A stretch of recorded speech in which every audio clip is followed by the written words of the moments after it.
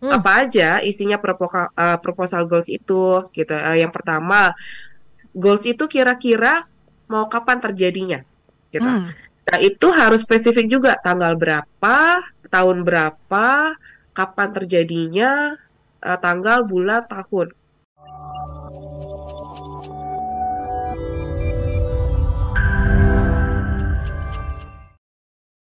Cara membuat pastinya setelah refleksi diri tahu plus minus kita, dan ini membuat setting goals ini seperti apa sih, atau dibilang resolusi, benar nggak sih Kanina?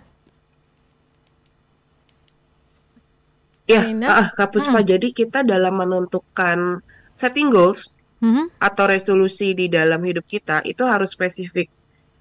Kalau bisa kita bikin dulu proposal goals-nya dulu. Jadi sama kayak waktu kita zaman kuliah, ketika kita bikin skripsi itu kan harus ada proposal.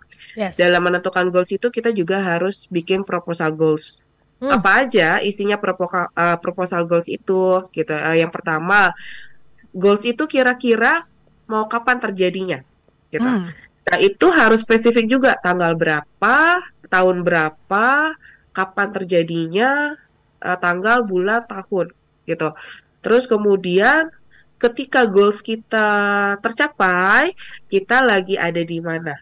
Perasaan kita seperti apa gitu. Apakah di rumah, apakah eh di tempat luar rumah, terus perasaan kita gimana, happy kah atau seperti apa? Terus goals tersebut kira-kira possible atau tidak gitu. Hmm. Kira-kira kita bisa mencapai goals tersebut berapa persen? Gitu. Mhm. Karena walaupun ini belum terjadi, tapi kekuatan pikiran itu yang akan mendorong kita bahwa goals itu akan tercapai.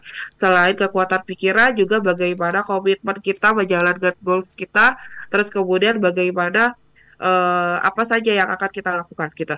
Selain itu, selain possible atau tidak Mhm. di dalam proposal goals itu, kalau kita mendapatkan goals tersebut, layak atau tidak goalsnya untuk diperjuangkan. Hmm. Terus kemudian ada efek samping atau tidak gitu ya, jika goals itu tercapai.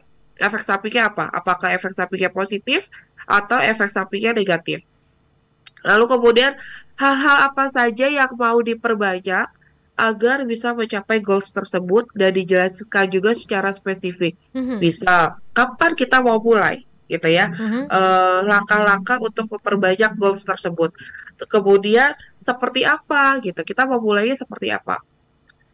Kalau misalkan orang mau diet gitu, mau Hmm. mulai dietnya kapan gitu, terus mau mulai dari mana dulu, terus olahraganya seperti apa gitu misalnya, terus hal apa yang perlu dikurangi gitu supaya goals kita bisa tercapai ya. Dari skala berapa misalnya, untuk penggunaannya, misal kalau kalau misalkan contoh ya, Mhm. goals untuk penurunan berat badan Ya. misalnya. Hmm. Nah, itu kita mau dari skala berapa tuh goalsnya? Bisa tercapai si goalsnya itu. Kemudian apa namanya? Atau kita mau untuk diet itu, penurunan berat badan itu yang kita lakukan misalnya yang mau kita kurangi misalnya makanan gorengan. Mhm. Jumlahnya mau dalam satu hari itu berapa yang dikurangin? Apa full total atau apa? Terus kalau yang tadi hal yang mau diperbanyak misalnya olahraganya berapa lama, berapa menit dalam satu hari atau dalam berapa minggu gitu. Terus apa yang akan dilakukan dalam waktu dekat, yang terdekat gitu ya. Dan itu harus apa ya, yang secara logika bukan yang kita dalam menentukan goals ini selain spesifik, kita juga harus yang secara yang real gitu. Jangan yang susah kita capai yang kita tentuin gitu. Oh, nah kita mau melakukan apa dalam waktu dekat ini tuh kapan, jam berapa, itu harus dilakukan secara spesifik semuanya gitu. Kemudian kalau perlu sama hitungan-hitungan waktunya gitu, Hmm. kayak seperti manajemen timetable gitu. Hmm. Nah, proposal goals ini dapat memunculkan habit-habit baru gitu ya. Nah, ketika kita tidak bisa mencapai goals itu bukan berarti kita tidak tahu goals kita apa. Mhm. Tetapi bisa jadi karena kita tidak tahu cara mencapai goalsnya itu seperti apa.